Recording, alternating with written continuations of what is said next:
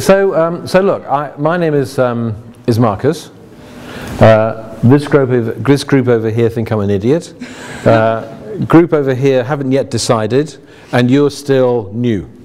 So, but on the other hand, it's a Saturday.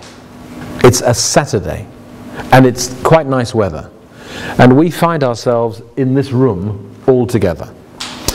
And have you ever found yourself having agreed to do something, and then you wonder, why on earth have I agreed to do this? Has it ever happened? Yes. So, oh yeah, I speak English, by the way. Are you okay with my English? Is this all right? So one of the things is, if I'm going to do something, I know it's shitty, isn't it? But if I am going to do something, the question is, what is going to make it useful for you, so that I don't go, hey, didn't I do well? And you all go, oh, what a lot of shit that was. Has it ever happened that you have been in a lesson or a lecture, and at the end of it you go, thank God it's over? Have you ever done that? Yes. Okay. So what I think we should do here, before I even do anything, is for you to ask me whatever questions you want to ask, so that you can work out whether the next hour is going to be of any use to you at all, and also to help me work out what do I know, if I know anything, which might be of use to you. Does that make sense? And then we can spend a little bit of time me giving you what might be useful to you, and you also letting me know what you like. Would that be all right? Yeah. Okay, so you can ask me any question at all, which will help you decide, is this going to be of any use? So, are you an entrepreneur? Define entrepreneur. Well, do you have your own business? Yes. All right, and in which field it works? Well, I'm a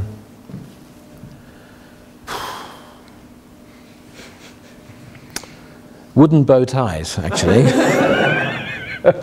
No,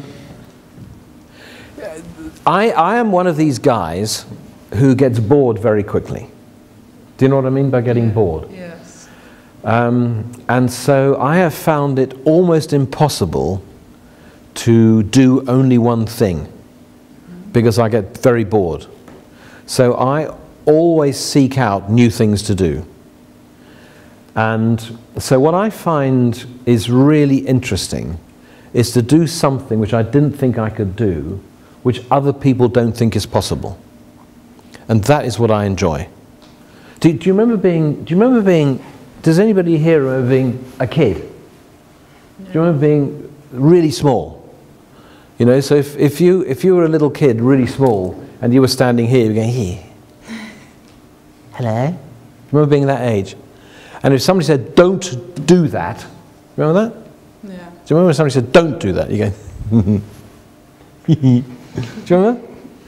And when somebody said, don't, what did it mean? Do it. Tended to mean do it, yeah. So when I say, hey, why don't we do this? And my friends go, you'll never do that. I go, let's see what happens. And so I'm very easily manipulated because of that. But I quite enjoy it. And I quite enjoy the challenge of doing something which I don't know if it's possible, and which other people think I can't do. I like that. But then I modify it by making sure that I think it has an interesting social purpose, if that makes sense. You know, I'm of the age when I don't just want to make as much money as I can. It'd be nice. And so I like doing things which I feel proud of. So there's stuff which people don't think is possible, usually which hasn't been done before, which I can feel proud of, and maybe I can make a little bit of money. But actually feeling proud is more important than making money. Does that make sense? Yeah. And actually doing something which hasn't been done before is quite often even more important than making money. So it's got to be, I've got to feel proud of it, it's got to have not been done before, and ideally make a bit of money. But if I can't make any money, I'll probably still do it anyway because it's just fun. So, am I an entrepreneur? Yes. Am I a good one? No. Any other questions? Anything at all? Anything at all?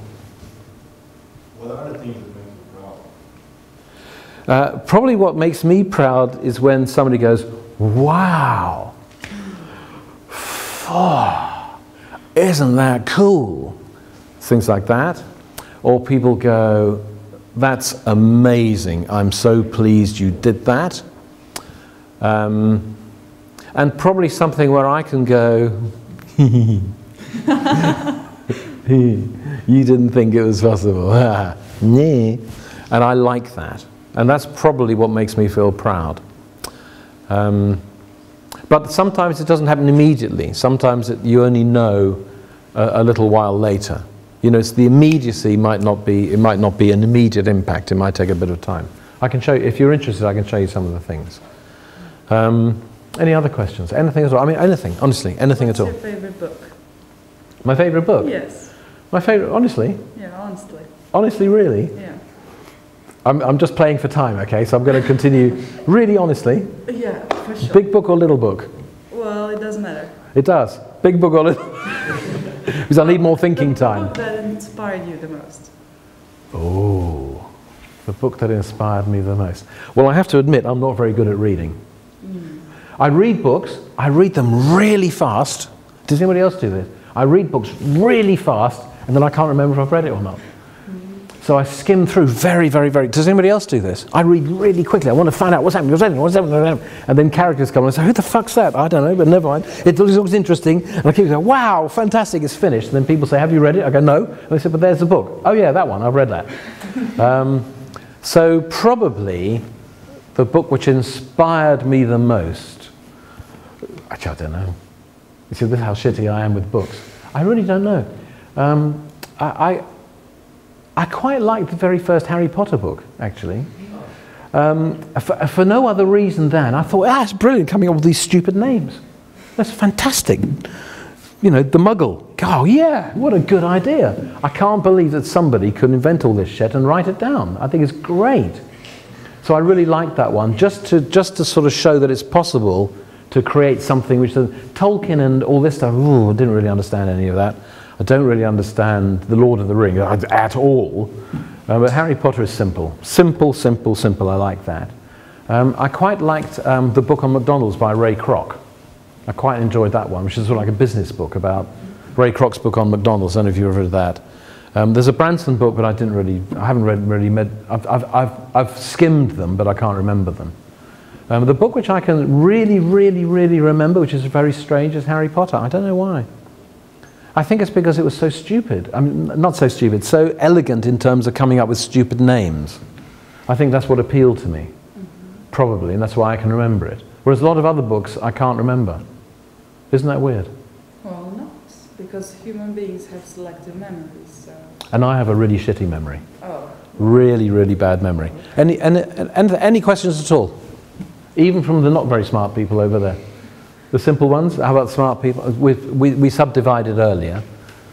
Simple, quite smart, extremely smart, or extremely stupid. One or the other. We can't work out who they are. Have you ever met people who are so stupid they're smart, and some people who are so smart they're stupid? Yes. Do you know what I mean? Have you ever met super smart professors who you know will get ripped off when they go to the shop? Well, yes. Okay, so now they hate us. Me, that is. How often do you speak at TED? At TED? I usually get asked about twice a year. But the last time was great because I hosted the TED in Vilnius.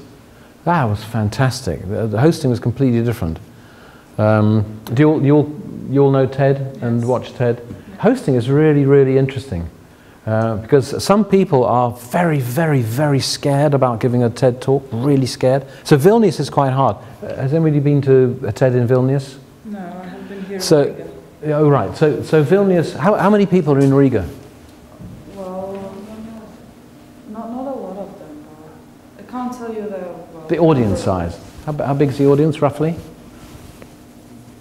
100 people or something. 100, and how many speakers? I saw 4. Okay, so Vilnius is interesting because Vilnius we have the maximum audience size is 1,000, but we normally get 1,050, and we had 18 speakers. So logistically, it's quite a lot of people to move around and quite a lot of stuff to handle.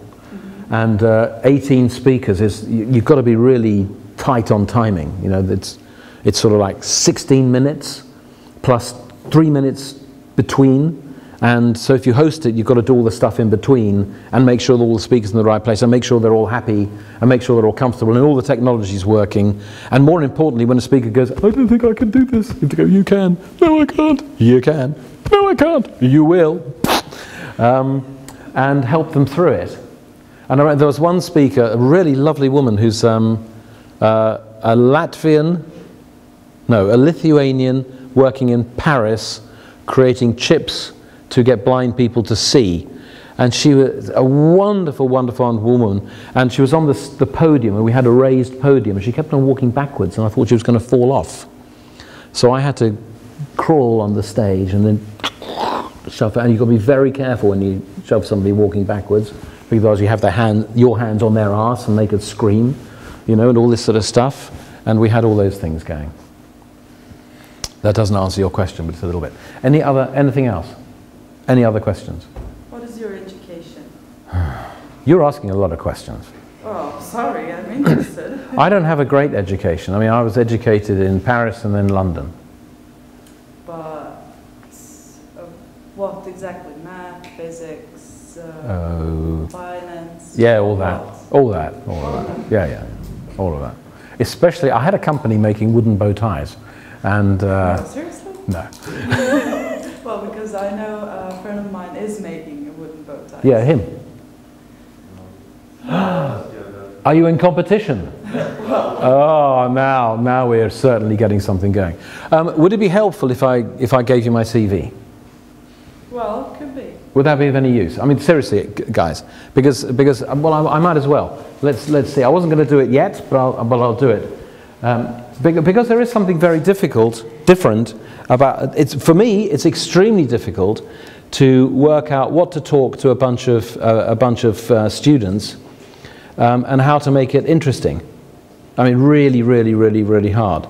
So I'm going to go to this, which isn't very good, but it'll make some sense. Actually, I tell you what might help. Here you go. So we're just going to cruise around. What I've got with me in this machine, so this is just a small Mac running Windows 7 because I quite like that. I've got about 30,000 images and about 100 hours of video material in there. But just in case we run out, I've got a terabyte drive somewhere, and I've got about 55,000 other images and about 200 hours of material. So we're not going to do it all, right? I can see some of you going, thank God. So if I was oh, that's gone fat. I wonder why that's the case. Okay, I wonder what's happened there. Let's see if I can make this a bit better. If I go 4:3, I wonder if that's better. No. Oh yeah, that's a whole load better, isn't it? Let's go on auto. No, I think that should be a square up there. That should be a square. So that's my okay, I'll fix that. So if I was introducing myself to you, so if you were talking to me when I was sort of 16 or 17, I'd have been Marcus Orlovsky, because that's still my name, and I'd have said I'm a schoolboy. A few years after that, when I was at university, I'll be Marcus Orlovsky economics graduate. Okay. A few years after that, I'll be Marcus Orlovsky trainee at Deloitte. Deloitte is a firm of management consultants. Have you heard of them? So they're a firm of consultants, and I was a trainee, which is a really shitty name for somebody, isn't it? A trainee. You know. When will you be like real? A few years after that, I'll be Marcus Orlovsky director at Ernst & Young. Ernst & Young is another firm of management consultants, very, very similar to Deloitte. The beginning name is E, Ernst. Deloitte was D, so I was working my way through the alphabet, as you can see, from Deloitte to Ernst & Young. A few years after that, I'll be Marcus Orlovsky director Stanhope. This is when I was no longer employed properly. So until then, there were big organizations, you know, of 100,000, 200,000 people, and I was sort of doing something. Stanhope, a very small organization, really small. Then after that, Marcus Orlovsky, director of Malcolm Green. Now I'm not employed by anybody, now I'm employing myself. Setting up a company, employing people, I was Malcolm Green. A little way after that, now I don't know what I want to do. I have no idea.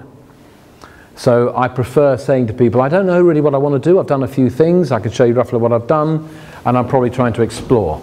But I'll give you a reasonable definition, and then you can work out what questions you might have to see if this is going to be interesting. So let's go back in time over here somewhere, and then we'll see if this makes sense. You've got to feel free at any time just to ask any questions you like. So here, if I'm going to try and make it slightly more formal, I would say, so I'm a guy, I'm 57 years old, so that's pretty old, right? I consider myself to be a sort of a young 57, but maybe there's no such thing as a young 57, maybe there's, you know, still vaguely alive 57, or don't run too fast in case you have a heart attack 57. I've got my own hair, I've got my own teeth, I've got my own house, I've got my own cars, but I really don't know what I want to do. So if you've got any good ideas, just let me know. I do love historic buildings, I do love racing, and I do love socializing. I love going out and meeting friends. I love traveling. So that's the sort of the scenario. And at this moment, in addition to some of the other things which I do, I've got involved in running some schools. But I do have a CV. And this is sort of like the historical bit of my CV. I was born in London. I was brought up between London and Paris. I did a degree in economics at a place called the University of Bristol. I then became a chartered accountant. That's CPA. Do you have this sort of thing? With a firm called Deloitte, the Touche, which is now called Deloitte. I then left and joined another firm called Ernst & Young, where I accidentally end up as director of recruitment.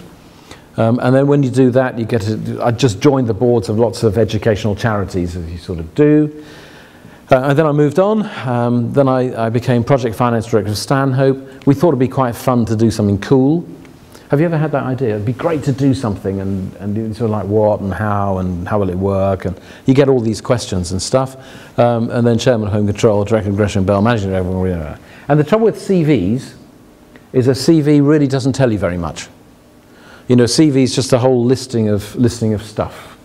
It's a little bit like if I asked you to do your CV and you sort of said, well, I've studied this, I've studied that, I've done this, I've done that. It doesn't really make you come to life. So if I tried to make my CV come to life, it would be this. So when I was at university, I built and raced cars. When I was 24, I thought it'd be fun to buy my first Ferrari. But you know, if you're going to buy a Ferrari when you're 24 years old, the chances are you're going to get ripped off when you get it serviced. You know what I mean? So I thought, okay, well, let's see if we can just buy the garage. And it just happened to be Europe's largest Ferrari, independent. I wasn't expecting that sort of thing, and that surprised me. In my time at Ernst & Young, when I was director in corporate finance, but I also accidentally became director of recruitment. I guess I was responsible for recruiting about 30,000 people in. Obviously not all me, obviously through a team of people around the place. And then I joined a bunch of renegades. Actually no, I might as well read this. Oh, that looks interesting. This guy looks really interesting. In my spare time, I bought an antique shop, and however it happened, it became 17 shops. So they just grow, and if you water them properly, they grow.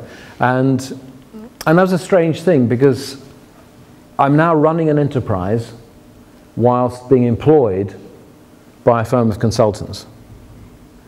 And that's really unusual, because most consultants just consult. They don't actually run anything. And it's only when you run something that you realize there's a hell of a difference between the person making the decisions and the person advising somebody in making the decisions. Have you ever given a friend advice and it's fairly obvious what they should do, and they do exactly the reverse? So it was that sort of stuff. And then I met some people and we thought, let's make London better. that was a really strange experience because I didn't start the company. I was about number 8 or 9 into the company. And everybody sort of said, I remember having a meeting with somebody and the guy was sort of saying, you're not going to understand, Marcus, we're going to be really big. We're going to be really big. And I was saying, yeah, I know you're going to be really big. And the back of my mind was going, pfft. Have you ever done that? Have you ever met somebody like that? And everybody sort of didn't quite laugh, but the first project which we did, and I guess we're about 20 people, we managed to borrow £2,800 million. So what's that? That's 4,000 million US dollars. Never been done before. It was ridiculous to even assume that anybody could do that. And so altogether, I guess we borrowed 7,000 million pounds. So it's about $10,000 million. And that was completely ridiculous for any organization of less than 1,000 people to even contemplate. But we did it. And so all of a sudden people started saying, oh, whoa, what the hell are these, woof, you know, and all these sorts of words. And then I went off and I built up a software company with a friend of mine. We started off with 2 of us. My total investment in that, my total investment anywhere has never been more than £100. Ever. Ever. And so with software, I invested £8. So that's what, that's 11 euros. And that was a big decision, 11 euros. Oh, I don't know, I could lose it. That's really, really bad. And we put a software company together and we built it to 140 people. It took us about 3 years. And then we sold that. It wasn't for sale, but a French company came along and said, we like your company. We said, it's not for sale. And they said, we'd like to buy it. It's not for sale. And they said, we'll give you 60 times earnings. We said, it's yours. Goodbye. So did that. And then I thought, actually I got asked to sort of do something, to open a school. You know what I mean, the grand opening for a school? And I got all excited. I thought, oh good, opening a school, that's going to be really great. And I went to the school and I thought the school was really shitty. I mean, really shitty.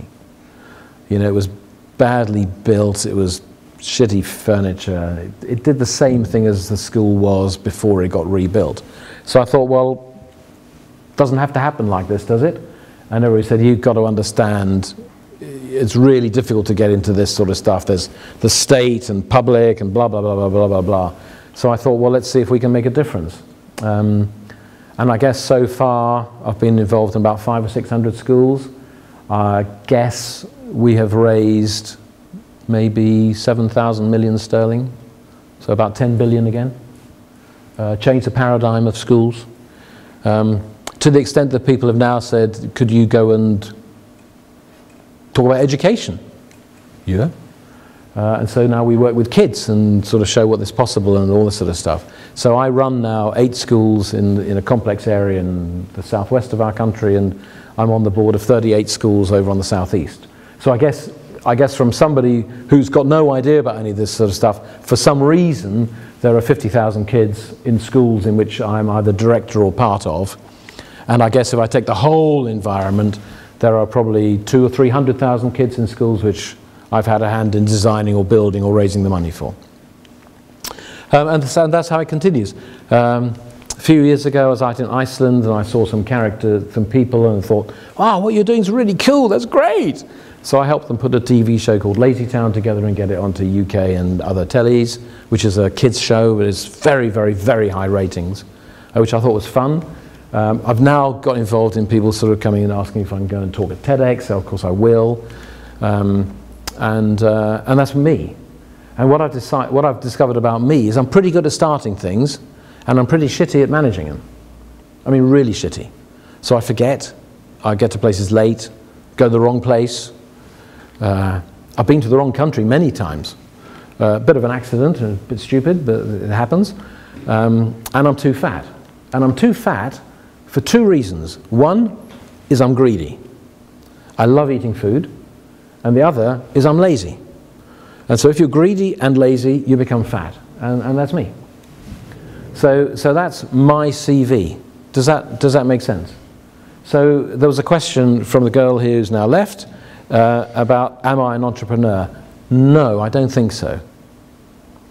Because I have been unable to say, this is what I want to do and build it. I can't do that.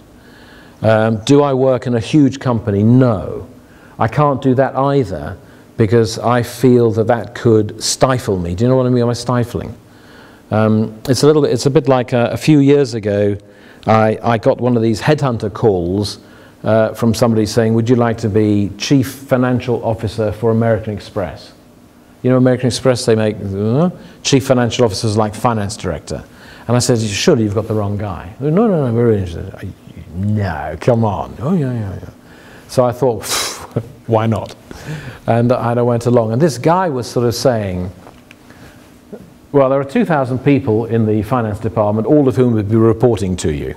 I went, oh, that's going to be noisy. And I thought, 2,000 people reporting, 2,000. So if I want to make changes happen, what change can I make? And I started saying, so American Express, the card's like this, The logo's a bit shitty. Let's change the logo. You can't do that. Okay. Color's a bit shitty. You can't change the color. It's made out of plastic, isn't it? But you have to make it out of transparent paper. You can't change that. Let's put some other digits. You can't do that. Let's change the name from American Express to like World Express. You can't do that. I said, what can I do? He said, nothing. You can run the finance. And I said, there's something strange about American. I don't know if anybody here carries an American Express card. It's never happened in my entire life that if I go to buy something and I pull out an American Express card, everybody has always said, don't you have Visa? It's never happened I pull out a Visa card and they go, don't you have American Express? And so I was saying, the trouble with this, the whole business, is that nobody wants it. I just don't get it. And you've got 2,000 people in finance. And so back in my mind was, what can I do? What can I do? What difference could I ever make in an organization like that to leave any trace of my existence? Do you sort of follow? So I don't do that. So I operate in small organizations where we can be fast moving and we can do quite big things. And that's what I enjoy. And so some of you are sort of saying, what makes me proud? Do you remember I was sort of saying, proud is people saying you can't do that. Proud is people saying it's impossible to do that. And that's what I like. And that's what makes me get up in the mornings. Are there any other questions? Are you all fed up with me? Have you decided I'm an idiot? Any questions at all? Any question at all? Have I bored you? Yeah. So what was the thing you changed in the company, American Express? Nothing. Nothing. No. No, I wouldn't. Do you think I joined it? Absolutely not. As soon as the guy was saying, well, what's really great is 2,000 people and everything else, my mind was going, oh, great, that sounds really shitty. And for everything he said was good, I was going, that's really shitty.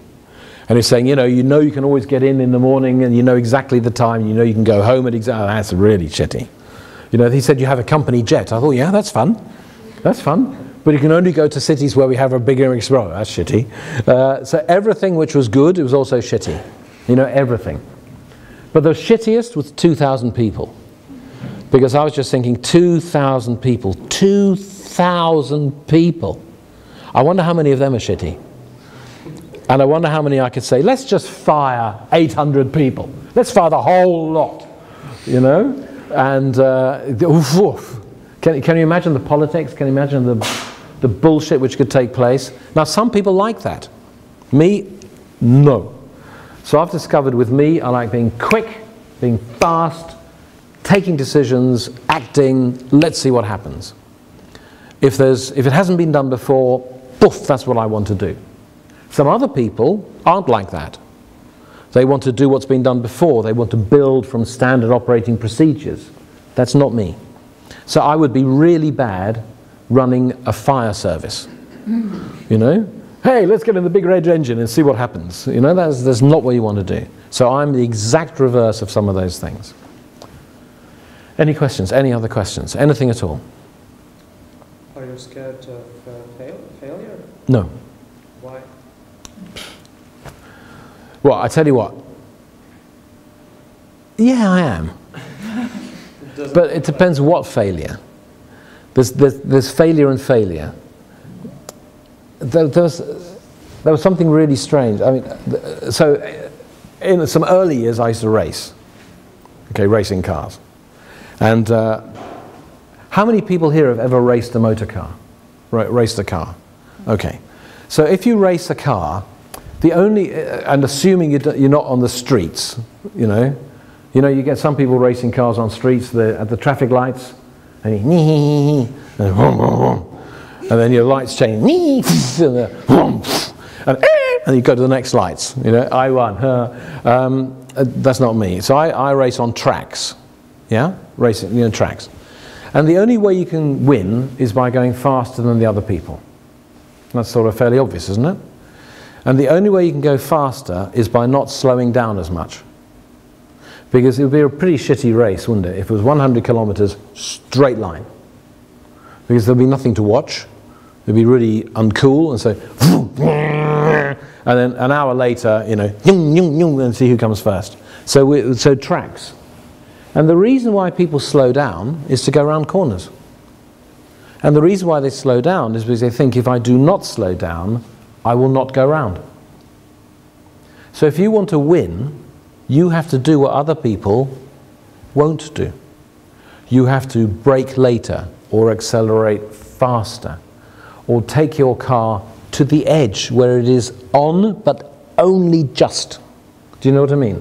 It's right on the moment of breaking away.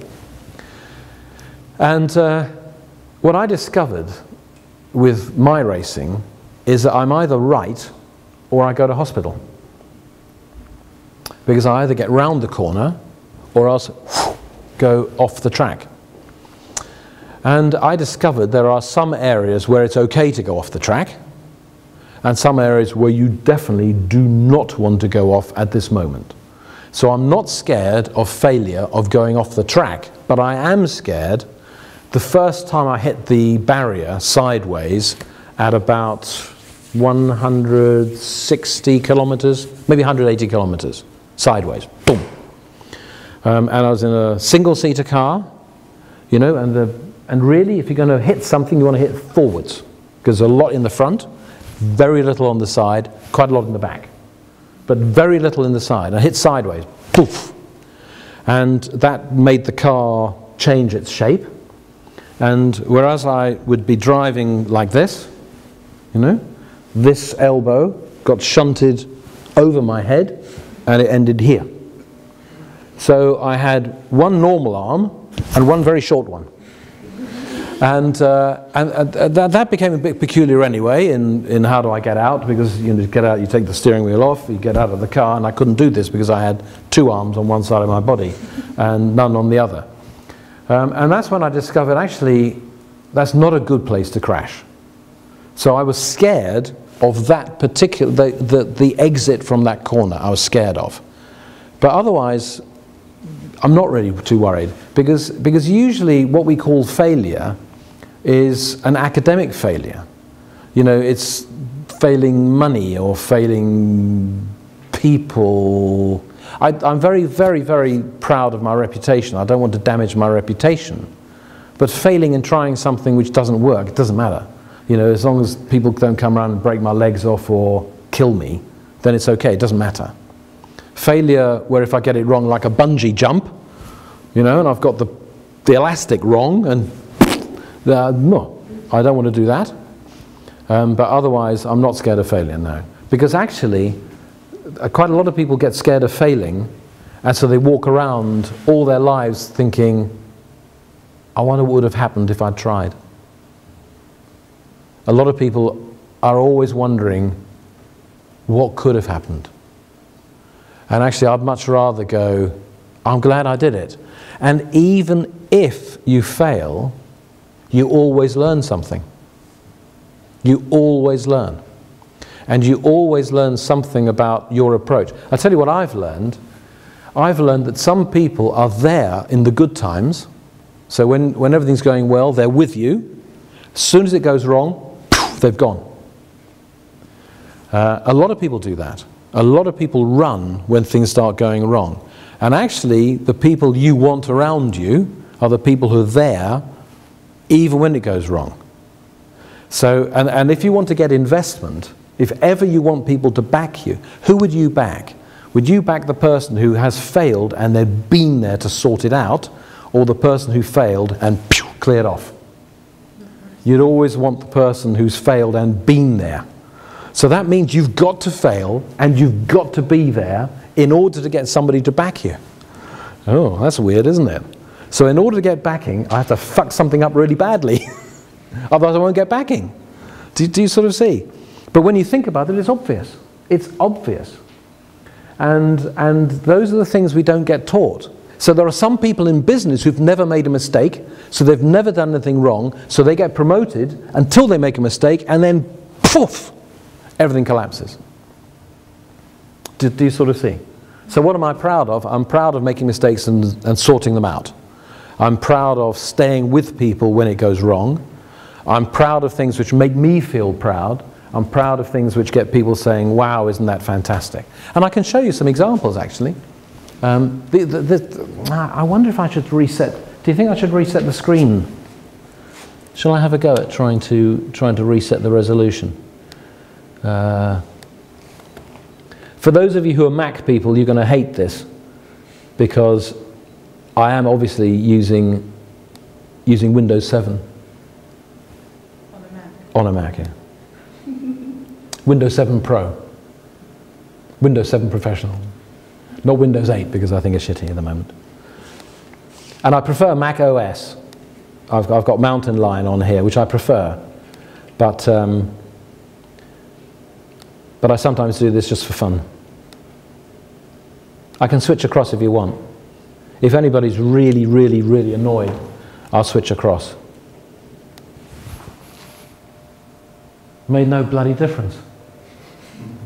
It's made no difference. Well, just leave it. Yeah, it's annoying me now. So this was that first project. I tell you, it's really, really, really. So you can just bear with me on this and see what you would do. So here's a city of London, and here's a railway station called what was that one? Liverpool Street. And here's another one called Old Broad Street, and here is a car park. Now, if anybody's ever been to London, you would know the most stupid thing in the world to do is to drive into the centre of London, leave your car, to get a train, to go out. That just is nonsensical. So that car park is pretty empty. And this area, at the time of this picture, people were saying, this is a horrible area, why don't they do something about this? Have you ever heard people saying, why don't they do something about this? And you can apply it to everything. Why don't they do something about our school? Why don't they do something? Why don't they? The hardest thing is to say, why don't we? Why don't they is easy to say. Why don't we is really hard to say. Even harder is to say, why don't I? But when you say, why don't I, why don't we, then you can start doing things. And the small company which I was part of changed that to this. We did all of this. All of it. We employed 60,000 people during the construction, and 50,000 people work there now. A whole new financial district. Just done by a handful of people. A smaller group of people, half the number of people in this room did it. Actually, about a third of the number, about this number, did it. Never been done before. There were lots of experts who knew nothing, because if it's never been done before, how many experts can there be? There can't be any. Everybody's guessing. So I would rather guess myself rather than pay somebody for their guess. You know, do you sort of see? And that means you're there. I don't know if this is going to work or not. I don't know. And that's what we did. You know, and I can show you more pictures of it if you're interested. Another project we did was this. Here is St. Paul's Cathedral. And we looked at it and we said, oh, this is a really shitty bridge. Why don't we get rid of the bridge? Oh? And the rail company said, you know, we use it. We've got trains, you know. If you get rid of the bridge, not good. No good. So we thought, well, if we get rid of the bridge, maybe we can put the trains underground. And then where the trains used to run will be some land. And maybe we can build buildings on the land. And maybe we can sell those for a lot of money, which will cover the cost of putting the railway underneath. Do you sort of see the logic? And it didn't work like that. We lost £200 million. But, whilst you might say, that's stupid, that's shitty, and I looked for it, I couldn't find it anywhere, all the money was gone, and that's because it cost a lot more than anybody thought. You know, all the experts were saying, yeah, probably cost 200 million to put the railway underground. We said, are you sure? They went, yeah, pretty convinced. Have you done it before? No, nobody's ever done it before, but I'm pretty convinced. It can't cost more than 200 million, can it? How could it cost more than 200 million? Well, actually, it cost 400 million. So it can cost. And when you spend 200 million and you're left with, do you just give up and put it all back together? Or do you just spend a bit more and see if it works? You end up by spending 400 million. Well, we spent 400 million. But the interesting thing was, this photograph was taken in the middle of the night at the moment that the bridge was removed.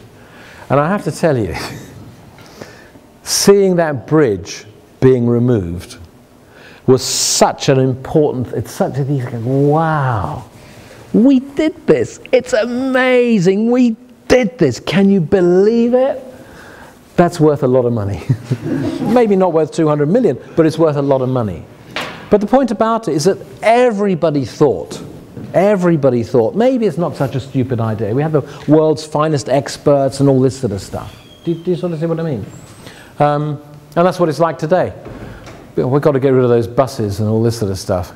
And if you notice, there's a hump in the road. Do you sort of see? It goes up.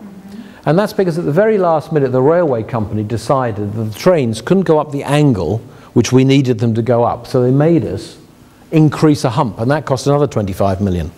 And that happened at the last minute. So these things happen. You know, these things happen. But I'm quite pleased with that. That's Lazy Town, if anyone knows it. And I get really excited by that sort of stuff. And the team I run is this. This is the total team. That's it. Mostly women. Well, he's not a woman. I know, but I said mostly. Yeah, we've got 2 guys joining us and 2 women leaving, so we're going to balance it out. It's funny, actually, about 5 years ago, it was mostly men.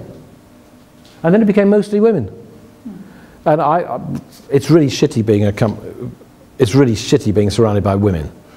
Yeah, because it's very uncomfortable. If it's all men or all women, it's really, you want about 50-50. But it never stays at 50-50, you know? It's a really weird thing. It's alternated between mostly men, mostly women, sometimes each, and then it goes mostly men, and then it goes sometimes each, then mostly women, and all this sort of stuff. It's peculiar. But that's what we do. And that's what we get up to. So everything's like that. I can show you some other images if you're interested in what we do. I can show you some stuff. But any questions around that? Yes. What's a drink on the table? It looks like Riga Black Balsam. Yeah, it is. We have lots of that. I quite like it. I've got to bring back as much as I can carry. So yeah, there is. Riga Black Balsam. But last week I was in, 2 weeks ago I was in Lithuania, and so we got some Lithuanian stuff. And you also have a very fierce pear drink made out of pears. Is it you? Yeah, it is. I'm sure I bought it in Latvia. No? Well, you can buy a lot of stuff here. I know. Doesn't mean it's made here. No, I looked at the bottle, it was made in Latvia. From pears. Yeah. But maybe it wasn't. Was it a sparkling drink or a spirit? No, it was a spirit. It was very strong. Because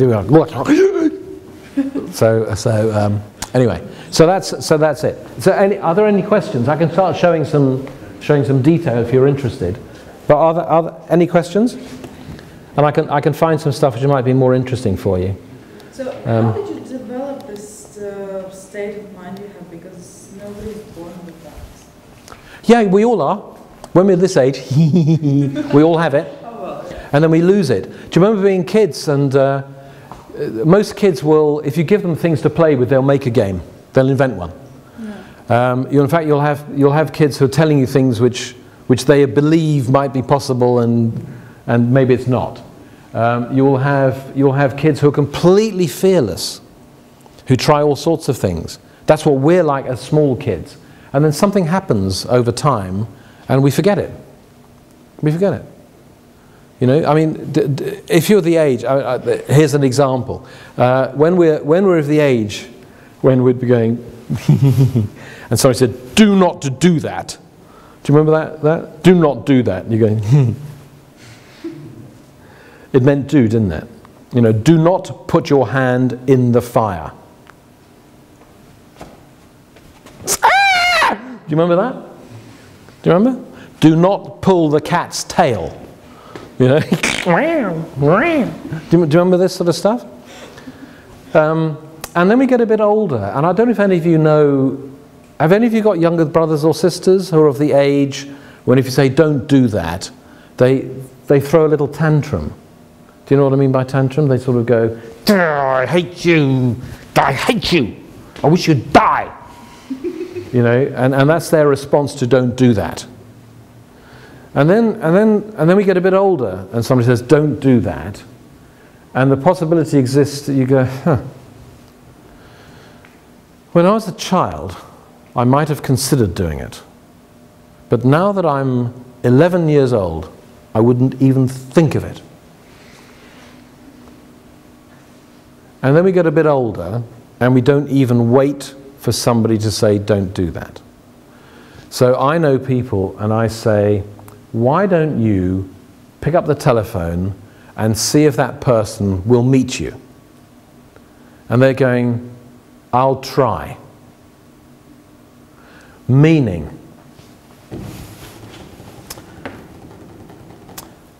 if I pick up the phone, they might not be there. If I do get through, they might think I'm an idiot. And then I'll explain, and then they'll think I'm stupid, and then it'll be a disaster. So rather than have the disaster, it might be better not to bother. So that's fear of failure. A lot of people do that. But they don't even know if they would have failed. They have no idea. It's the fear, it's the perception that they might fail, and the extrapolation of the perception becomes it will fail, therefore I can avoid the pain by not doing it. And that is probably the major thing which stops people from doing stuff they know that they might enjoy and they could make a success out of it. But they don't do it just in case. And the real problem is that the older we get, the more that we meet people who will tell us about all the possibilities of failure. So at school, in my country, we tend to solve problems rather than spot opportunities. So we have a lot of lessons which are all about, here's a case study, what are the problems you can see? Solve this problem, not see what opportunities there are here. You know what I mean? So we're looking at it the other way around. Quite often, if you talk to people who are older than you, and you're saying, I really want to start a company, we want to make wooden bow ties, the first thing which you're going to say is, ooh, how many are you going to do? That might be difficult. Will people buy them? Because if they don't, then you're going to be stuck with stock. And anyway, yeah, that's a bit silly, isn't it? What will people say about you making wooden bow ties? Oh, I don't know. You know, maybe you should get some experience. Of doing what? Of selling soap powder. Oh, that's going to help me when I'm making wooden bow ties, isn't it? You know, so get some experience like everybody else. Oh yeah. Have you ever heard those words being used? You also hear words being used like, ah, how lovely. When I was your age, I had dreams as well. Oh, the dreams I had, the things I was going to do, it's great. And then I realized, oh yes, dreams. You know, poof, the world isn't like that. The world's a shitty place and then you die. And you'll hear people talking like that. You'll hear people saying, you've got to understand, your first job is going to be really shitty. You're not going to like it. You have to keep doing it. You have to really show that you can do the shitty job. And then afterwards you can get a less shitty job. And then when you're really, really, really lucky, you might even find it acceptable. But usually people will say, oh, do you think that work is going to be a laugh? Do you think that's going to be a joy? Do you think it's going to be a bed of roses? You've got no idea. Blah-de-blah-de-blah. And they almost have to do that, because otherwise they're saying, yeah, you go and enjoy yourself, I should have done, I fucked up my life. They're not going to say that. At universities, a lot of people want to prove how clever they are by over-analyzing. There's a lot of analysis done, you know. Have you ever seen that sort of stuff? I think that's why professors, even business professors, never run a business. Because I'm too intelligent, I could analyze everything which I do. I'm going to make a space rocket, it'll explode. Okay, better not make one. I'll build a car, it'll blow up. I won't, okay, better not build one. I'll do an app, it'll be shitty, somebody will come up, better not do an app. Do you see what I mean? I'll set up a computer company, it'll cost too much, so I better not do anything. And you'll find that. And you'll find that. And I think that stops a lot of people. I bet some of you, when you were deciding whether to come here or not, probably thought, do I really want to come? Oh, I don't know. Saturday. Yeah, Saturday. Oh, it's a shitty weather now, it's okay, but it was nice weather, which would be a shame. You know, and these sorts of things happen. And that's what happens. Any other? The other thing is, if you've had some challenges in your life, it's a really interesting thing. If you look at really great boxers, you know boxers, people who fight, most of the really good ones have a problem in speaking. So Mike Tyson talks like this. Hi, my name is Mike Tyson. Now, when he was little, do you think people said, and he went, you know, whoa. He might talk like this, but he's tough. You know, and you'll find that people overcompensate. A lot of athletes have had real problems, and they've broken things, and so they've overcompensated. And that's interesting, you know. An awful lot of people who've been very successful at something have been very unsuccessful at something else. So they've overcompensated. And that's my thing about once you've failed, you know. I mean, I can't tell you how many crashes I had before I became a half-decent driver.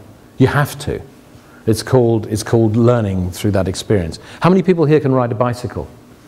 You know, learning to ride a bicycle is one of those things which you have to fall off, really, don't you? And it's only when you fall off that you realize actually you can stay up as well. And it's a peculiar old thing. So that's that. This is a sort of classic. Here's something which is so pathetic. It sort of makes you wonder why everybody doesn't do it. So this is a school, okay? It's not a whole school. It's a bit of a school. It's a shitty bit of a school, all right? It's a shitty bit of a primary school for little kids.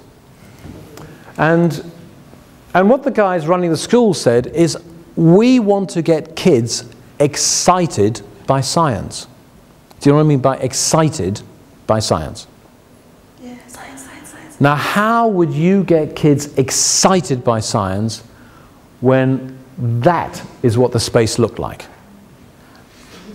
And this is what they were saying. They're saying, you can't do it. Look at the shitty thing we've got. How can we get kids? Well, actually, what it became is they were saying we want to get kids excited by science. These are little kids from about 5 till 10 years old. Little kids. We want to get them excited. And that became, so what you need is you need to have a science studio. You understand what No, we want kids excited. That means you want a science studio. Science studios are very expensive, you can't have one. You know what I mean? Can you imagine that sort of conversation? So of course you can get kids to be excited by science. But you probably won't do it in there, will you? Unless you get a company in who designs nightclubs and you get them to change the ceiling. Because if they change the ceiling, then you might say, well, now let's do science. And if you've got decent loudspeakers in there, you can have one small step for a man, one giant step for mankind, and the kids go, whoa! And if you've got decent air conditioning, you can make it go very cold or very hot. And then you might decide, let's just experiment with colour. And then what you might do is actually, this is really cool, let's have a dance. And so it's not just being excited by science, but being excited by everything. It's not difficult, is it? But you have to stop the conversion from excited by science, therefore equals science studio. Do you sort of see? One has to disconnect that and say, how do I get kids excited? And then you can do things like this. You know, you put a load of projectors up, and then you can take a panoramic picture, you click, click, click, click, click, click, click, and then watch it. Or you can walk through a forest with somebody holding their camera in the front, and somebody holding to the right, and somebody holding to the left, and project them. You can do that sort of stuff. You can do all this sort of stuff. You could then say, let's have fun going up and down stairs. Why do stairs have to be so bloody boring when you're in a school? For the kids. Would you like stairs like that? Most people say, yeah, that'd be fun, wouldn't it? So why does it have to be so boring if it's a school?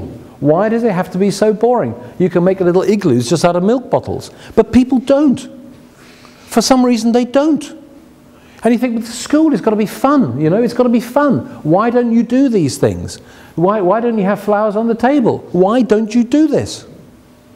And people go, well, I've never really thought about it. You know, why do you, this is fun. This chair has got a little MP3 player on it.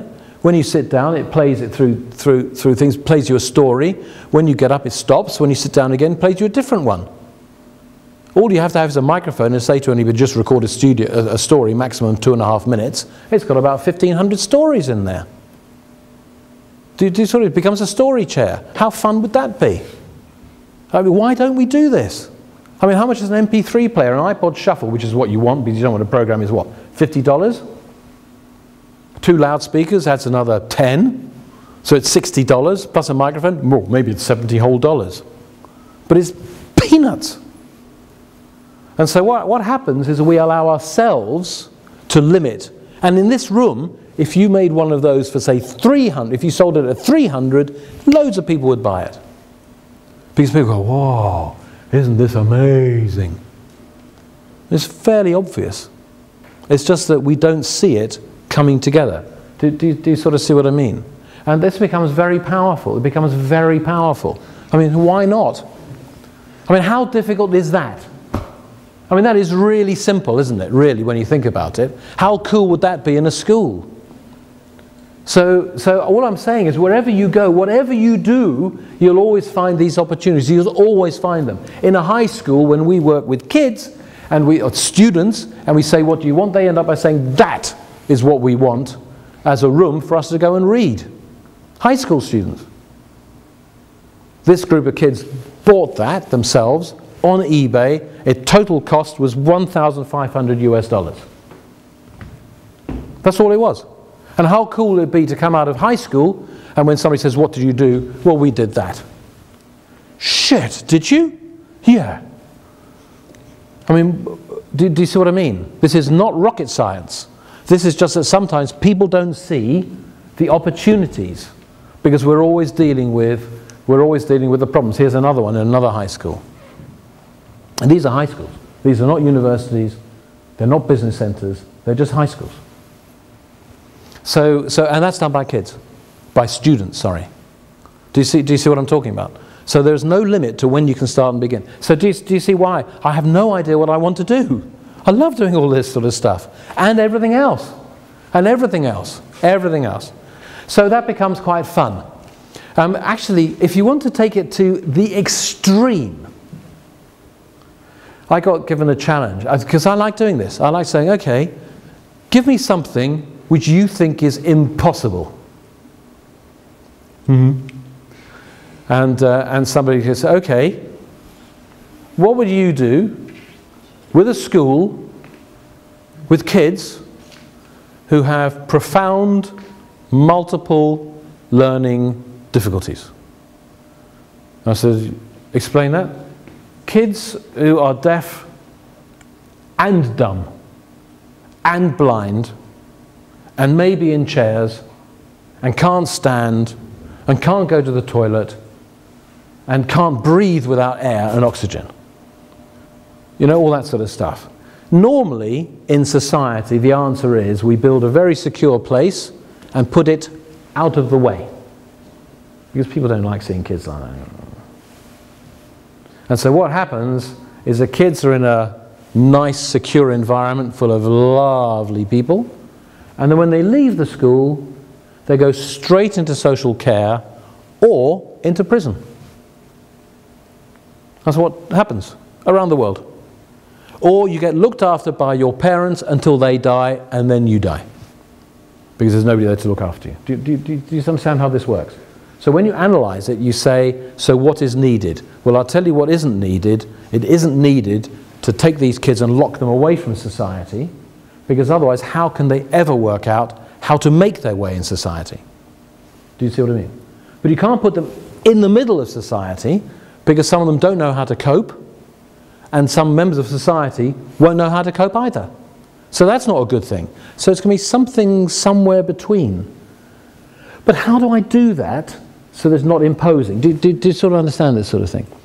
So, so here's the analysis which an individual like me, who doesn't get caught up in what is normally done, does. So what do these kids do? Well, usually they make things. You know, an 18-year-old will make something simple. 19-year-old makes something simple. It won't be too complicated because they might not have the mental faculties, or maybe they don't have the motor capabilities. So they usually make things because it's not academic, it's going to be making things. They cook and they make things. So I said, well, if they make things, we should have a shop so they can sell them. What? So they should have a shop so they can sell them. Where would the shop be? In the school. Well, nobody will come there. Okay, so we've got to get people to want to come to the school to go to the shop. So maybe it's not a school, maybe it's a shop with a school behind it. And they cook. Oh, we should have a cafe then. What, a cafe in the school? No, there should be a cafe with the school attached. Do you sort of see what I mean? And then what else? Well, there's a hall, you know, because they do dance and stuff. Well, in that case, we should do conferencing. Conferencing? Yeah, they should do conferencing with a school attached. What else? Well, we have to serve them food in the daytime, so you've got a restaurant. Oh, well, we call it a kitchen. And do kids have different dietary requirements? Oh, they all got different diet. So you've got a kitchen capable of serving lots of different food. Yeah, yeah. Well, you should definitely have a restaurant. What else? Well, some of these kids aren't very mobile, so they have to have hydrotherapy, you know, so hydrotherapy? Yeah, yeah. So we should have a spa. What? We should have a spa with hydrotherapy and physiotherapy, oh, and a school attached. And people said, you are mad. And I went, yeah, probably am. So let's see. Maybe it should look like that. It's open. Cafe, retail, spa, conference, oh, and education. See what I mean? At night it looks like this. This is a school for kids with profound, multiple learning difficulties. Does it look like a cafe? Does it look like a shop? Does it look like a school for kids with profound, multiple learning difficulties? Probably doesn't. So would you want to, might you go in there if the signage is decent, if there's enough advertising and all the rest of it? Because if you walk in, you walk into the shop, you see. You might be served by kids in wheelchairs, there might be kids who are incapable of walking properly. It doesn't matter because the stuff they make is really good. And you might decide, actually, let's go to a cafe. And if you go to the cafe, you don't really care. In fact, it feels nice to go to a cafe to have a really good coffee or a really good tea and be served by somebody who is less fortunate than you are. You might say that's quite nice. And then if you go to the restaurant, you might find that she is a really great chef. He is supremely autistic, you know, very autistic. So he can't handle change at all. But I tell you, he chops vegetables fantastically well. when he chops vegetables to make soup, he chops them all exactly the same size. Exactly the same size. Within 5 weeks, he was recruited by somebody who came in, who runs a restaurant, and said, could I recruit that guy? Poof, he got himself a job. Not because the person was going, okay, I'll take one of your kids who's got special needs, but he is just brilliant at doing that. So then you can have a conference. It's got to be decent conferencing. It's got to have good coffee, good food. And then if you go to the spa's got to be a nice spa. Do you see what I mean? So here is profound multiple learning difficulties taken on its head. Do you understand what I mean by on its head? And this is now looking as if it's going to generate about 500,000 in profit per year. And that completely changes all of the economics. Completely changes all of the economics. That makes me feel proud. Because you asked what makes me feel proud. That makes me feel proud. And what makes me feel really proud is at the end of it people go, shit, that's quite obvious really. You go, yeah, it is quite obvious. Do you think I'm super smart? No.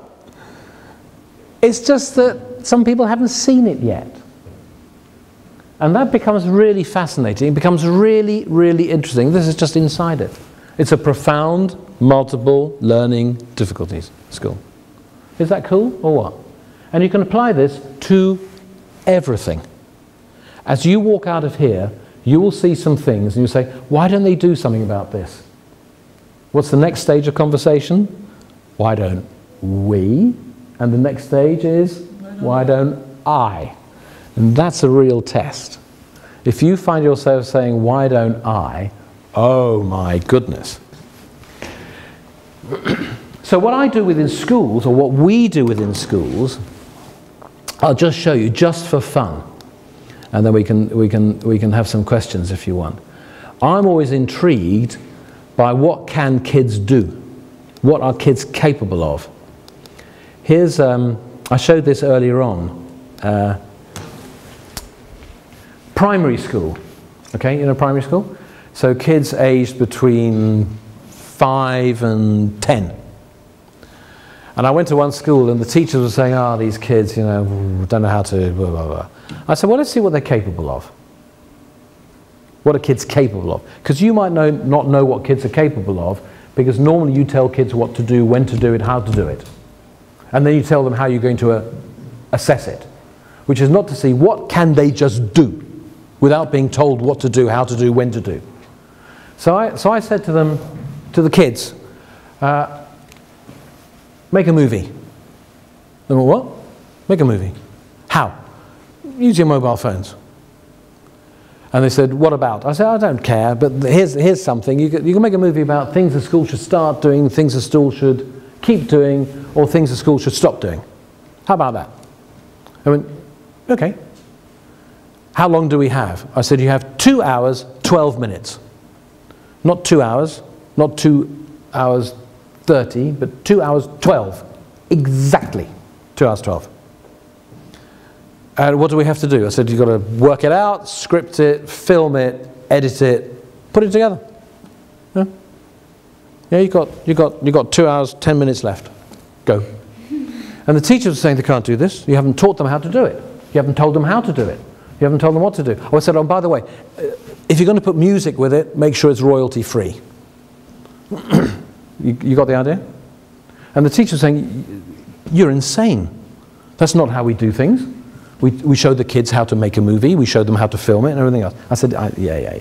Let's just see. Let's just see.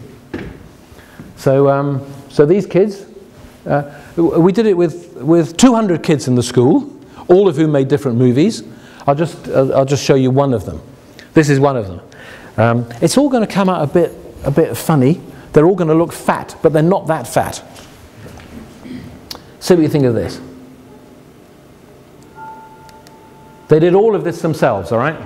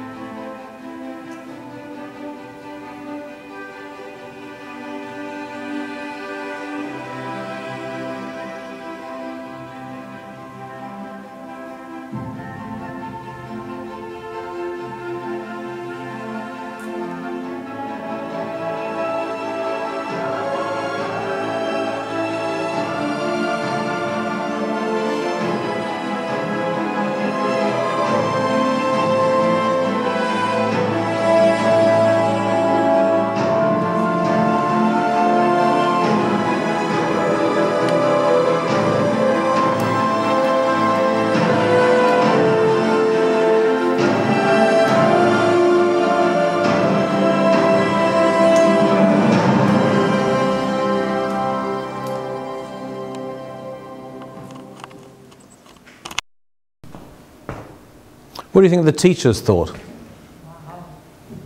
They thought, whoa, we didn't know they could do that. Does anybody know how they did that? Yeah, they did it on iMovie on an iPhone 4. iPhone 5S is better at that, and that's using iMovie Trailer. That's all they did. But they did a pretty good script though, wasn't it? Mm-hmm. You know, a pretty good idea, pretty well executed, pretty well filmed, pretty well directed, pretty well pieced together. Who taught them? Nobody. Nobody. Do you think they could have taught them as well as doing that? I don't think so. So once you realize that 8-year-olds can do this using iMovie on an iPhone, I wonder how many teachers are holding the kids back because teachers don't know this. And then you can apply that to kids in school or in university and say, I wonder how many bright ideas and great thoughts are being held back because the people teaching them don't know. And that takes me right back to you sitting here, right now. Because I wonder how many of the people who've been teaching you, giving you advice, helping you, just don't know. In which case, if you are taking all your advice and help from them, if they don't know, you could miss that. Oh shit. Yeah. So that becomes quite an interesting challenge, doesn't it? About this business, about what can we do, what is possible, and for us, what can we achieve? And that becomes fascinating, because when you go all the way back in time, and if I was giving this as a presentation, I'd be saying, there are some strange things which take place. Let's see where I can go. There are some very strange things which take place. Because whether you like it or not, we're all slightly different. You know, even if you look at teddy bears, you know teddy bears?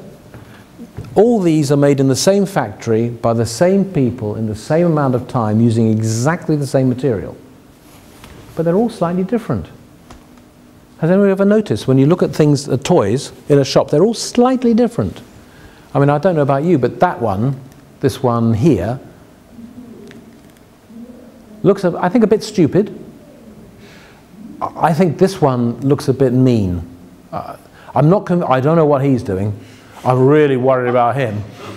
He looks a bit surprised. I think he's just in the wrong place. I don't know what he's doing, and I don't know what this is. Has anyone ever noticed that? Yeah. You know, it's a really strange thing. And so what we tend to do is we tend to talk about kids, or we talk about students, or we talk about 18-year-olds, or 19-year-olds, or 22-year-olds, as if they're all the same. They're not.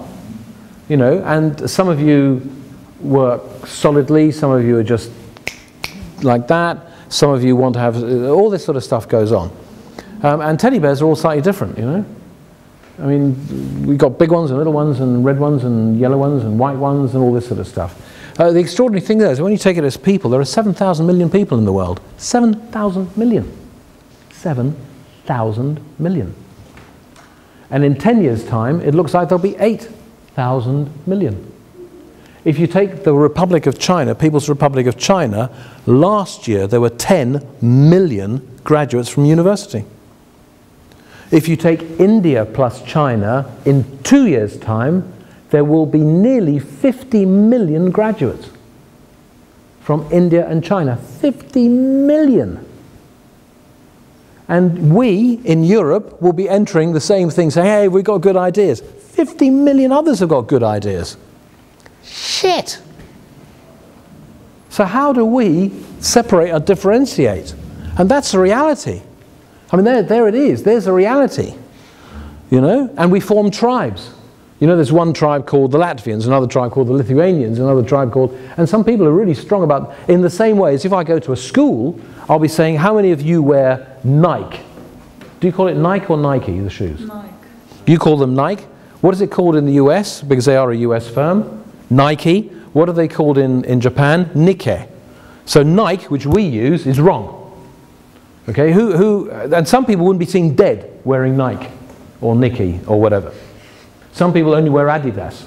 Some people can't afford the real, and so they buy a fake, which they know is a fake, just to show that I love the swoosh.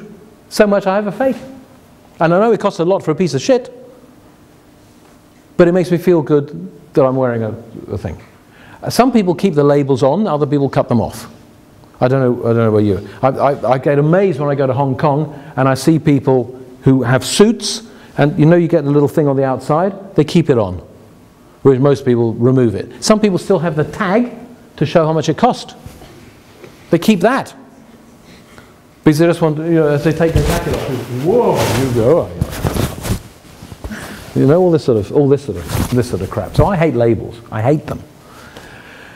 So we have all this stuff going on, and that becomes really interesting actually when you start saying, so how are we going to make our way in this extraordinary world? So I love talking about stuff like that. Love it, love it, love it, love it. And I think what's interesting is to start working out what can you actually achieve? What can you actually achieve? We also get ourselves caught in mindsets, and they're really powerful mindsets, and sometimes we don't even realize it. What do you see there? Count the dolphins, yeah. What do you see? You see dolphins. What do you guys see? What do you see? Hmm? That's the dolphins. 8 dolphins. Sorry? 8 dolphins. You see dolphins? 8. You see 8 dolphins. Yeah. What do you guys see? I see a couple. You see a couple? Yeah. Oh, what are they doing? They're having an intimate moment. Yeah. They're having an intimate moment. Okay. This is a well-known test of sexual awareness. If you are sexually aware, you are likely, at first, to see a couple. If you are not sexually aware, you are likely to see, at first, dolphins. If you are sexually aware and aware of the fact that you are sexually aware, you will see a couple and dolphins. If you are sexually aware and not aware of the fact that you are definitely sexually aware, you will only see a couple and you will never see any dolphins. In which case, I know right now that what you're thinking of at this moment is nothing to do with dolphins. So, are there any dolphins? Yes, there's one. There's another. There's another. In fact, what you see as a couple is the gaps between the dolphins. Because there is no couple there. There are only dolphins, as drawn in black. The couple are in white. They're in the gaps between the dolphins. But when you're not aware of it, you can't see that. You can't see that. And that becomes really interesting. So, for example, I said to a teacher, a great teacher, on a lovely sunny day, why don't you take your class outside? And his mindset was so great, he took his entire class outside. And I said, I mean sit on the grass. I didn't mean take all the tables and all the chairs and put a thing together exactly like your classroom. He couldn't make that leap. Class, dolphins, you know what I mean? And that becomes really, really exciting. And if you want to experiment even more at how mindsets get in the way and we can't see things which are in front of us. Let me show you where that can take you. That can take you into things like this. How many of you have ever gone on an escalator which is off? Have you ever found that to be a remarkably difficult experience? I can go along stairs, I can do that. I can go on an escalator, I can do that. An escalator which is off, oh, that's really difficult. Has anyone ever found that as you walk up to it, your body starts changing? And when you get onto the first step, you start going like this, just in case. Anybody done that? It's mindsets. Here's another mindset. Here's a test. Which of the central vertical lines is longer? Who thinks there's one on the left? Who thinks there's one on the right? Who thinks they're the same size then? Yeah. Well, obviously they're not. The one on the right is 24% smaller than the one on the left. Now tell me, in this intelligent, sophisticated group of people, do you really think that I don't know this? Do you really think that I didn't know this one? I'm 57, okay? And most of you went, yeah, seen it before, they're the same. And you probably thought, you guys don't know very much in England, they're the same. And we sometimes say that without even thinking, because I know this one. I've seen it. What has happened is we've embedded in ourselves, if you see something like this, they're the same, without even testing it. And that is enormously powerful when you want to set up a business, where you want to do anything, because you will see, and you know, without evidence of your own, that it's difficult or that it's not possible. Do you understand what I'm saying here? And this is supremely powerful. It's all this stuff about being scared of making mistakes without even knowing, without even having experienced it. We did it here, in something which is so obviously going to be a trick, isn't it? But we fall for it. We don't think about it. So here, let's do it again, shall we? Let's do it again.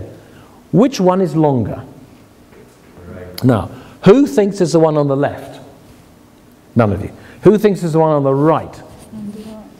Quite a few of you. Who thinks they're the same size? Who doesn't want to express an opinion at this moment, just in case? Okay.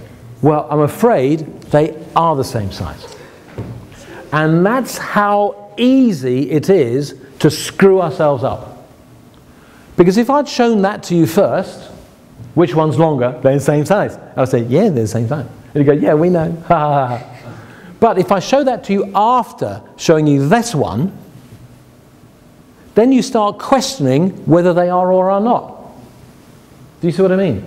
And so everything which you assume you can turn on its head in the matter of what, 15 seconds? That's how long it took. Let me tell you, I believe quite powerfully that you have to work out whether what you believe and what you know to be true is in fact true. Because you may find it isn't. It is not hard to set up a business. It is not hard to do things which nobody else has done. It is not hard to make people go, amazing, I have no idea how you did that. It is not hard to find yourself achieving things which you never thought possible. It is not hard to get people around you to borrow £7,000 million. It is not hard to build a rocket to go into outer space. It is not hard to build a car which can go faster than anyone else. You probably can't do it yourself, but it is not hard to get people around you who can help you. It is not hard. It's just that everybody will tell you it's impossible, and the people who will tell you have probably never done it. Therefore, it has to be hard, because otherwise they're admitting that they are no good, and they won't do that. Do you follow? It's quite logical. And that is what stops most people from doing stuff which they could achieve. So, any questions? Are you all fed up with me? How would you encourage those people who are afraid of doing stuff? How do you think? That's what I'm asking you. Well, that's a nice question, but how do you think I'm going to respond? I don't have to encourage anyone. It's their business. You shouldn't have to encourage. What you have to do is you have to allow yourself to fall away and be a kid again. You had it all, and now we've managed to have it educated away from us. And that's the problem. You have to fight yourself at all the stuff which is telling you, oh, I don't know, it might not be possible, all the rest of it. But when you were 5, you didn't have those fears. How do you get back to this state of mind when you are 5? You probably have to try. You probably have to do something. For the first time, do something different. I mean, I can show you the sort of thing which you're up against. You're up against habit. Habit is very powerful. If anybody here wants to try, just fold your arms. Just fold them. Just fold your arms. Just fold your arms. Just fold your arms. And you'll notice there's no acceptable way of folding your arms. I mean, you know how to fold them the other way around, but if you fold them the other way around, you might find this is not very. No, that's not how I do it. I do it like this. But there's no right or wrong way. It's just if you've always done it like this, and then you do it like that, it feels wrong. For a while, it feels wrong. And so what you have to do is you have to accept you might be doing something which just feels alien.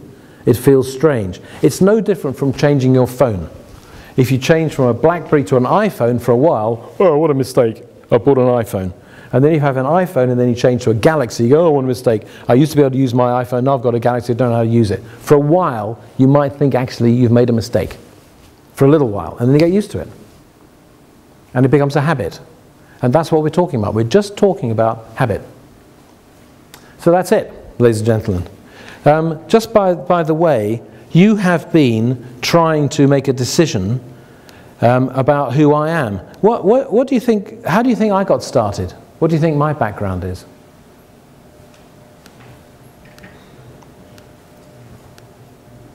I don't have the words to express myself in English first. What, you mean really shitty?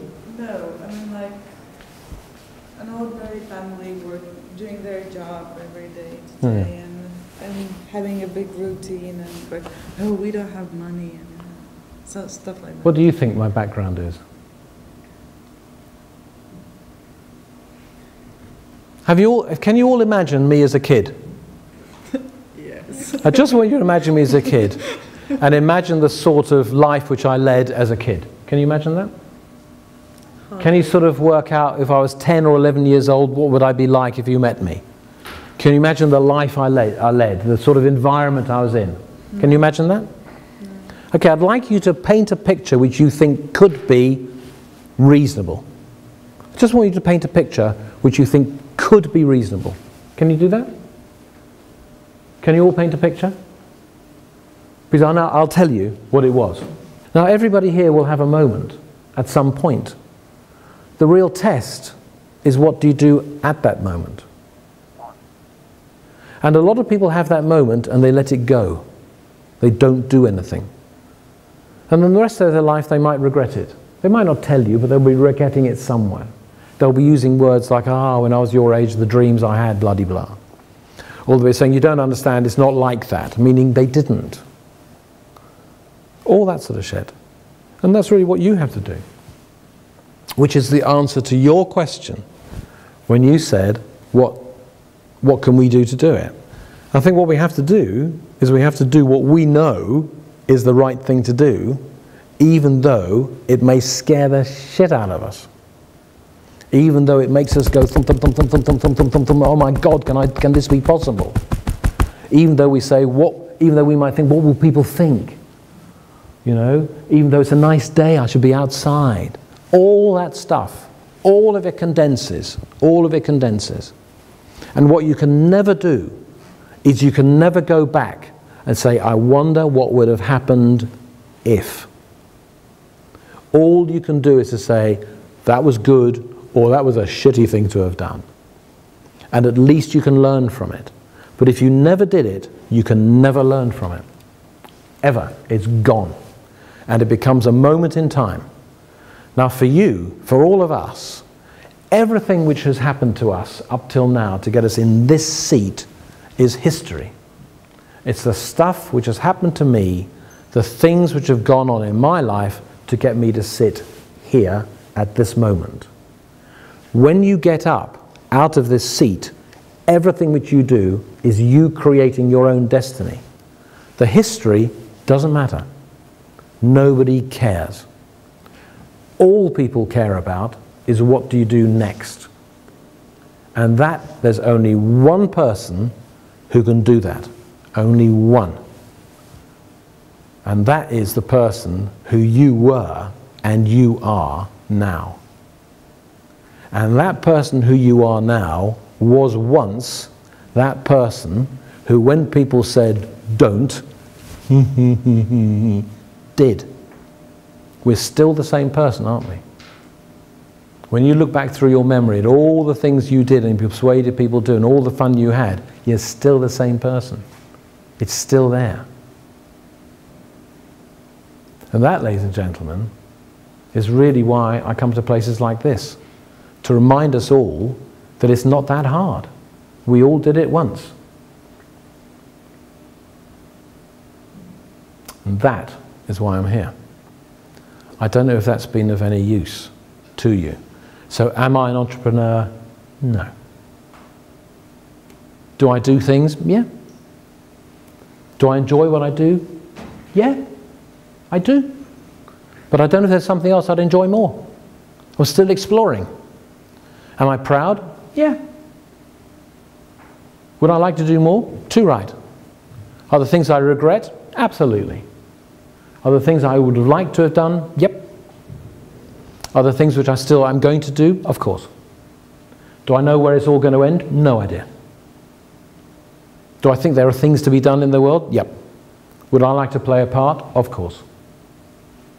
Do I know what they are? No. And that, ladies and gentlemen, is me. And that, you can decide who you're going to be. That's it.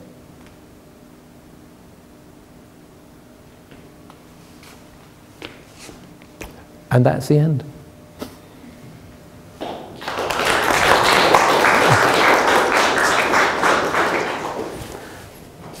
Any questions? Are you all pissed off with me?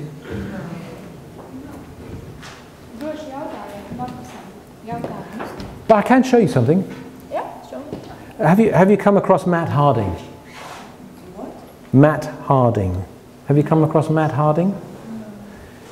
There are some fabulous people in the world. There's an amazing guy who a few people. I love meeting people who are really interesting. You know, really interesting. And because it's sometimes quite hard to keep thinking, you know, and so I just surround myself with people. I love meeting people who are interesting. And sometimes you don't know if they're interesting until you meet them. And I love talking to as many people as I can. So I love going to TED, I love doing TEDx's, I love just talking to people all the time, as much as I can. And sometimes you meet people who are really, really, really interesting. Let's see if I can find some stuff. There's a guy called Matt Harding. Matt Harding is a US guy, went to Iowa, in little school in Iowa, then he went to Iowa State University. Then he joined a games company where he was creating shoot-'em-up games. You know shoot-'em-up games? You know those sorts of things? They're games where you kill other people. And then he moved to Brisbane in Australia, working for a games company doing shoot-'em-up games. And about a year after that, he got really, really, really bored. Primarily because he felt there's more that he could do in the world, but everybody thought he was just writing shoot-'em-up games. And it's very difficult to change. And what he wanted to do is he wanted to travel around the world. But he also quite liked dancing. He was really shitty at dancing, but he quite liked the idea of dancing. So he wondered if he could go around the world and dance. But everybody thought you're an idiot because you do shoot-'em-up games. You know what I mean? Can you imagine doing that? And so he managed to get a few people to sponsor him. Actually, he persuaded, and he made a video dancing around the world. I'll show you the first one. Okay, so this was 4 years ago, 6 years ago.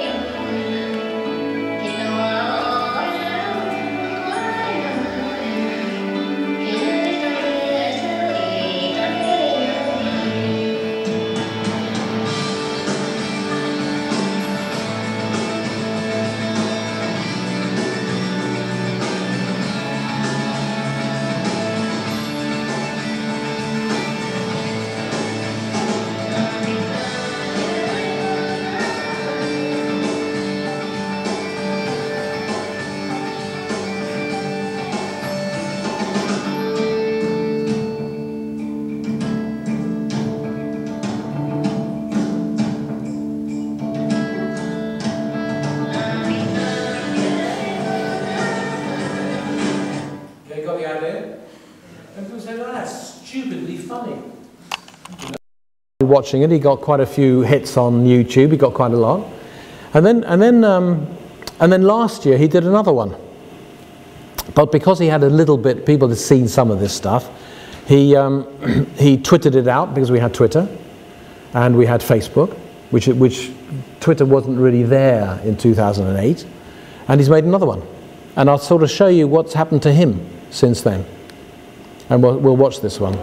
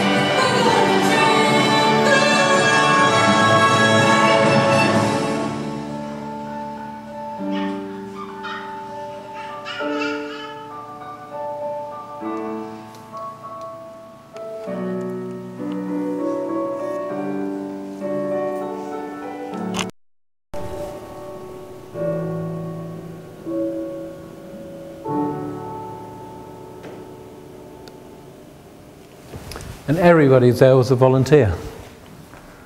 I counted 10,000 people. So anyone here can do that sort of stuff. You know, it's just coming up with the idea and telling people and sort of saying, don't you think that's amazing? Now, none of that would have been possible just a few years ago. Probably none of that would have been possible in the time that the professors or people who might be teaching you were also trying to do things. And that's the way the world has gone. So those are the opportunities about it. It's fantastic. The world is just packed full of opportunities. It's just a lot of people don't see them. That's all it is. That's all it is. So thank you. That's it. That is definitely it. Look, we're 5 o'clock. We've gone over time. You're all fed up. You've heard enough. It's sunny. It's Saturday. Any questions? Or shall we call it a day? Was that all right? Oh, thank you very much. That's inspiring. Was that okay? Yeah? Yes? Of course, we have a present Good. for you. Could you guess what's inside without touching? I'm guessing that is Riga Black Balsam. Any other A book. perceptions? A book. Harry Potter and the Philosopher's Stone. Yes, this is a book. It's called Another Latvia. Ah, And we hope this will not be so much boring to you, so you can bring to your team. oh, that looks nice. Thank you. Yeah, so on behalf of our school and Creative Business Incubator, I would like to thank you. Yeah. Thank you very much. Thank you. I'm on Twitter and Facebook and LinkedIn and WhatsApp and so if you want. How can we find you? Is that name, surname? Oh yeah. You know my name, which is Marcus Orlovsky, and I think I might have even written it up somewhere. Who knows? I might have done something in advance. There you go. So my email is marcus.orlovsky@brown.co.uk, okay? But Twitter's just Marcus Orlovsky and LinkedIn's Marcus.Orlovsky. It's not that hard, is it? If you know the first bit, Marcus, and you know the second bit, Orlovsky, all the rest is quite easy. I don't tweet very often. That's good. You know, about once a year. But I try to communicate. So if you want to keep up to date, then just keep in touch. Up to you. Is that okay? Yep. You've all gone very quiet. Was that worth coming? Totally. Worth it? Was it worth it for you? Was it worth it?